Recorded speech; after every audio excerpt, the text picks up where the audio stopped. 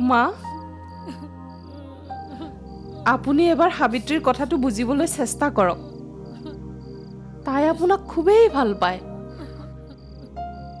আপুনি ভাত নাখালে তাইও ভাত নাখাও বুলি মোক কৈ দিছে অকমান হলেও কিবা এটা খাওক আমাৰ সকলোৰে বাবে খাবলৈ আছে আপুনি মিছাতে চিন্তা কৰিছে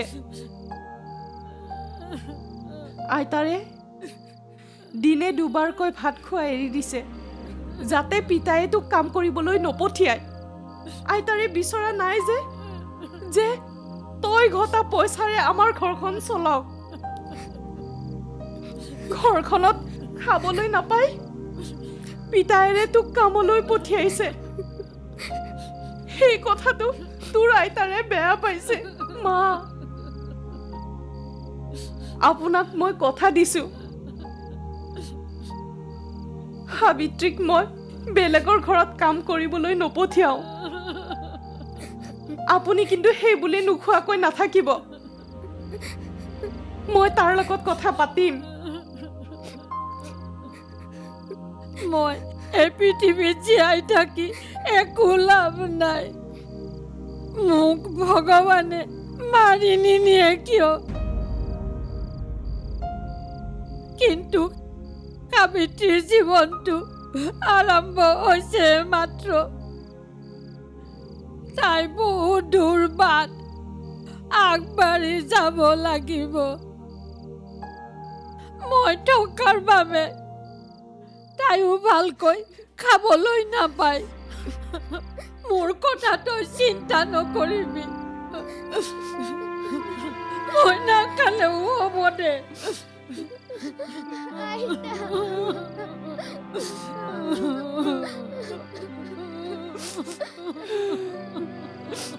সাবিত্ৰী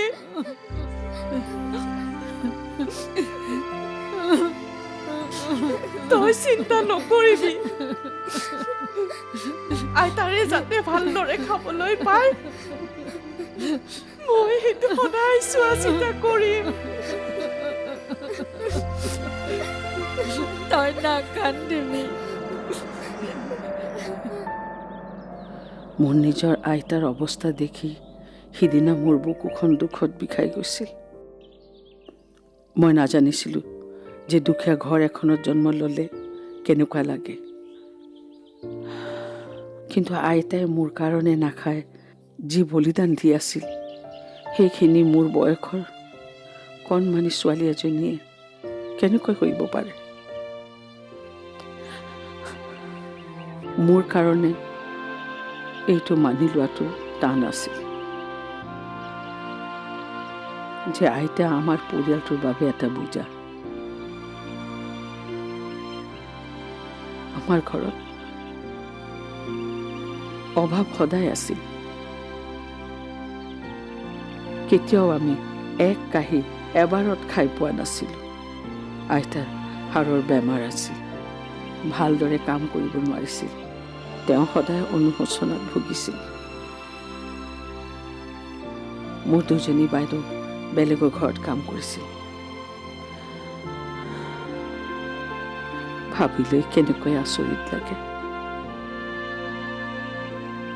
মোৰ আইতাৰ লগত মোৰ মাৰ মনটো খুবেই বেয়া আছিল মা তুমি কলৈ যোৱা মা কলৈ যোৱা তই মোৰ পিছে পিছে কিয় আহিছ যা ঘৰলৈ যা কিন্তু তুমি কলৈ যোৱা মৰিবলৈ যাও মা তই মোৰ পিছে পিছে নাহিবি আৰু তই ঘৰলৈকে কাকো নকবি যা মা ৰবা মা মা মা মা বচাওক বচাওক মায়ে নদীত জাপ দিব আহিছে বচাওক ঐ তই এইবিলাক কি কৰিব আহিছা এইবিলাক কি কৰিব আহিছা ইয়াতে পৰি তুমি জীয়াই থাকিবা নে কি কৰিছা সুচাইড কৰিব আহিছা ঘৰলৈ নাযাওঁ তই এইবোৰ কি কৰিব ওলাইছিলি তোৰ কিবা এটা হোৱা হ'লে এই ঘৰখনৰ কি হ'লহেঁতেন কচোন তই মাইকী মানুহৰ মনৰ কথা কি বুজিবি ঘৰখনৰ ইমানবোৰ সমস্যা অভাৱ দিনৰ পিছত দিন ধৰি শেষ নোহোৱা কাম আৰু তাৰ ওপৰত ইমানবিলাক ল'ৰা ছোৱালী তাইনো বাৰু আৰু কিমান সহ্য কৰিব কচোন তাৰোপৰি তই আৰু এটা সন্তানৰ বোজা দিবলৈ ওলাইছ। মনৰ দুখতে ইমান ডাঙৰ কাম এটা কৰিবলৈ ওলাইছিলো। এজনী মানুহে মনত কিমান আঘাত পালে। ইমান ডাঙৰ কাম এটা কৰিবলৈ ওলাইছাচোন। মা, মোক ক্ষমা কৰি দিব। মই আচলতে নভবা নিচিন্তাকৈ মই কামবিলাক কৰি পেলালোঁ। মই জানো মই থকা কাৰণে তই আজি এনেকুৱা এটা কাম কৰিবলৈ ওলালি। তহঁতৰ গোটেই সমস্যাৰ মূল কাৰণ হ'লো মই নাথাকিলে তহঁতৰ কেতিয়াও ইমান সমস্যা নহয়। মই যেন সকলোৰে ওপৰত এটা বোজা হৈ গৈছোঁ। মা, আপোনাৰ ইয়াত একো ভুল নাই। মই নিজেই বিচৰা নাই যে আহিব লগা সন্তানটো আমাৰ এই অভাৱৰ ঘৰখনত জনম হওক। নাই নাই, আৰু নোৱাৰি আৰু। এই জীৱনটো দুখৰ বাহিৰে আৰু একো নাপালোঁ। ইমানবোৰ ল'ৰা ছোৱালী এই অকণমানি ঘৰটোত, আৰু নোৱাৰি মা, আৰু নোৱাৰি। মা, তোমাৰ বৰ কষ্ট হৈছে ন? নাই অ', একো নাই। তহঁতকহে মই কষ্ট দিছোঁ, মোক বেয়া নাপাবি। মই আচলতে সেইবাবেই মুক্তি বিচাৰিছিলোঁ। নালাগে আৰু এই যন্ত্ৰণাৰ জীৱন। তই চিন্তা নকৰিবি। মই এতিয়া গাটো অলপ ভাল পাইছোঁ। চাওঁতে চাওঁতে দেখিবি মই আকৌ আগৰ দৰে হৈ উঠিছোঁ।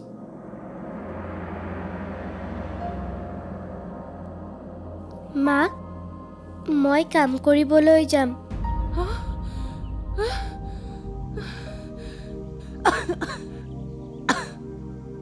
কি ক'লি মাজনী? কিয় তই তেনেকৈ কৈছ? তই কাম কৰিবলৈ যোৱাটো মই নিবিচাৰোঁ। তেনেকৈ কথা ক'বলৈ নাপায় নহয়। মা, মই পিতাই ঠিক কৰি দিয়া মানুহ ঘৰলৈ কাম কৰিবলৈ যাম। তই যাবলৈ মান্তি হোৱাৰ বাবে বৰ সুখ পালোঁ। মাজনী, তোক মই কাম কৰিবলৈ দিব নোৱাৰোঁ। লাগিলে ময়েই কৰিম। এবছৰ নোখোৱাকৈ থাকিলে মই মৰি নাযাওঁ। কিন্তু তোক কষ্ট কৰিবলৈ দি মই কেতিয়াও দুসাজ উলিয়াব নোৱাৰোঁ। মা, তুমি চিন্তা নকৰিবা। এবছৰ ক'ব নোৱাৰাকৈ পাৰ হৈ যাব। চাবা, তুমি গমেই নাপাবা।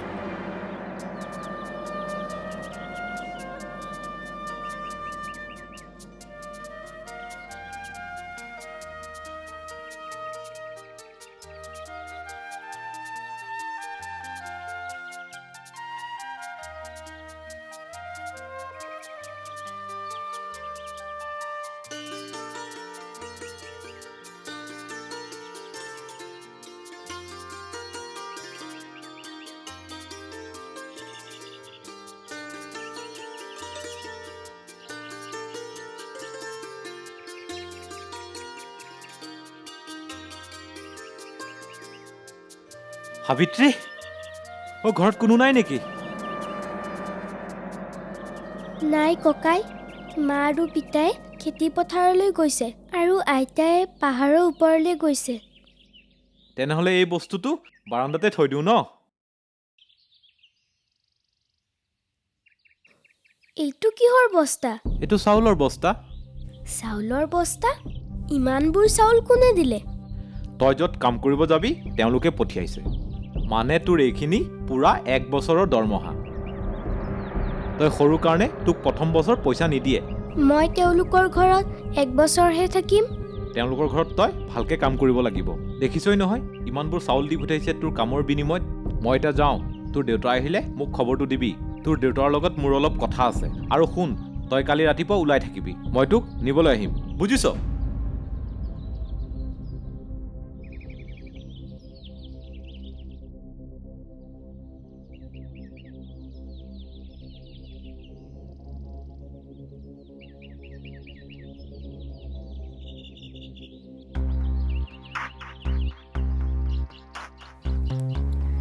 কামলৈ যাম বুলি ক'লো হয়,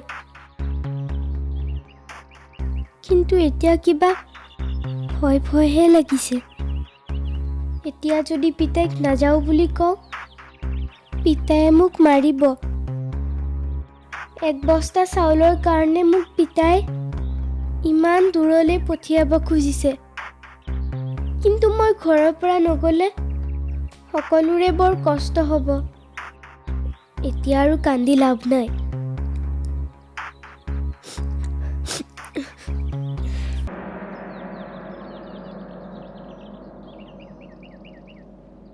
আৰু তুমি এবস্তা চাউলৰ কাৰণে যাবলৈ মান্তি হৈ গ'লা?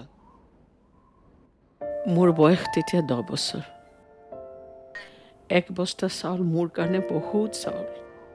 পিতাই সেই মানুহ ঘৰৰ লগত আচলতে কি কথা পাতিছিলে মই নাজানো, কিন্তু চাউলৰ বস্তাটো যেতিয়া মানুহজনে আমাৰ ঘৰত থৈ গ'ল, তেতিয়া মই বুজিলোঁ যে এতিয়া আৰু উপায় নাই। মই নগ'লেও মই কাম কৰিবলৈ বেলেগৰ ঘৰত যাবই লাগিব।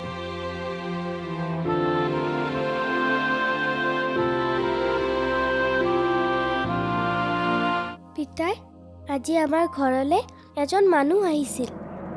কোন আহিছিল? তই কাৰ কথা কৈছ? সিদিনা যে মোক চাবলৈ আহিছিল। অঁ, হয় নেকি? তেওঁ আহি কি ক'লে? তেওঁ আমাক এক বস্তা চাউল দি গৈছে আৰু কৈছে যে চাউলখিনি বোলে মোৰ দৰমহা। বুজিলোঁ। তোৰ কামৰ বিনিময়ত তেওঁলোকে তোক দৰমহা আগতীয়াকৈ পঠিয়াই দিছে। সেইখিনি এবছৰৰ কাৰণে দিছে নেকি পিতাই? মই তাৰমানে তেওঁলোকৰ ঘৰত বহুত কষ্ট কৰিব লাগিব ন পিতাই? নহ'লে তেওঁলোকে আমাৰ পৰা এই চাউলখিনি লৈ যাব ন? আৰু চাউলখিনি লৈ গুচি গ'লে তোমালোকে কি খাবা? তই সেইবোৰ চিন্তা কৰিব নালাগে। মা, তোমালোকে কিন্তু আইতাক ভালকৈ খাবলৈ দিবা। মোৰ ভাগৰ গোটেইখিনি আইতাক খাবলৈ দিবা দে।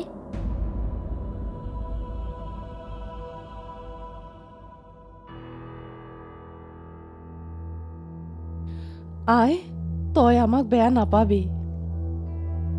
আমি যদি পাৰিলো হয়, তোক কেতিয়াও মানুহৰ ঘৰত কাম কৰিব নপঠিয়ালোহেঁতেন। কিন্তু মা, আশা আৰু ৰেখা বাইদেউহঁতেও দেখোন বেলেগৰ ঘৰত কাম কৰে। মই তোমালোকৰ কাৰণে এইখিনিও কৰিব নোৱাৰিমনে? মা, কাইলৈ যদি মই গুচি যাওঁ, তোমাৰ মোৰ কাৰণে মনত নপৰিবনে?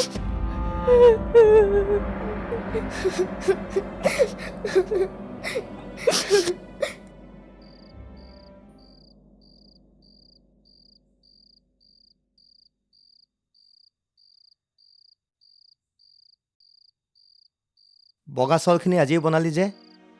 কিবা উৎসৱ আছে নেকি? ঘৰত খাবলৈ চাউল নাই, তাই উৎসৱ পাতিবলৈ মন মেলিছে। ছোৱালীজনী কাইলৈ বেলেগৰ ঘৰত এবছৰৰ কাৰণে কাম কৰিবলৈ গুচি যাব। ছোৱালীজনীক এসাঁজো ভালকৈ খুৱাব নোৱাৰিম নে? দে গোটেইখিনি বনাই দে, পাছত কিন্তু মোক একো নকবি। এই চাউলখিনি সাবিত্ৰী আৰ্জিছে। এই কুমলীয়া বয়সতে তাইক যে এনেকৈ আমি এৰি দিছো, সেইটো আমাৰ কাৰণে দুৰ্ভাগ্য। তাইৰ জীৱনৰ পৰা শৈশৱটো কাঢ়ি লোৱাৰ অধিকাৰ আমাৰ নাই। জন্ম দিলো বুলিয়েই গোটেইকেইটা ল'ৰা ছোৱালীক জুইত মৰিবলৈ দিব নোৱাৰো নহয়। মা, এয়া লওক আমাৰ সাবিত্ৰীৰ প্ৰথম চাকৰি, প্ৰথম দৰমহা। আপুনি যদি ভালকৈ ভাতকেইটা নাখায়, সাবিত্ৰীয়ে মনত বৰ দুখ পাব। অঁ আইতা, তুমি কিন্তু এতিয়াৰে পৰা ভালকৈ ভাত খাব লাগিব। মই তোমালোকে খাব পৰাকৈ গোটেই বছৰটোৰ কাৰণে চাউল গোটাই দিছোঁ। এতিয়া আৰু তুমি চিন্তা কৰিব নালাগে যে তোমাৰ কাৰণে ভাত কম হৈ যাব। মইতো কাইলৈ ৰাতিপুৱাই যামগৈ। তুমি ভাত খাইছানে নাই? এইটো চাই থাকিব আৰু মই নোৱাৰিম। কিন্তু মই নতুন ঘৰখনলৈ গৈ যেতিয়াই ভাত খাম সদায় তোমাৰ কথা ভাবি থাকিম, বুজিছা?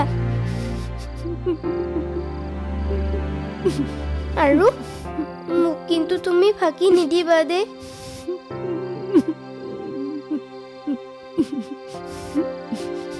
আইতা, তুমি কেলে কান্দিছা? নাকান্দিবা। এই চাউলখিনিত তোমাৰো ভাগ আছে।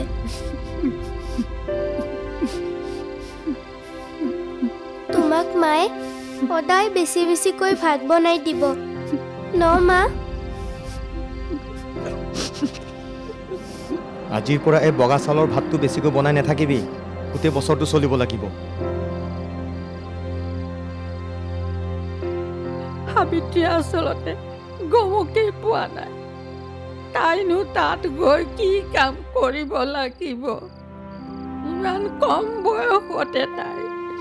মা, সাবিত্ৰীয়ে ভালকৈ জানে তাই কি কৰিবলৈ গৈ আছে। আইতা, মই চব জানো।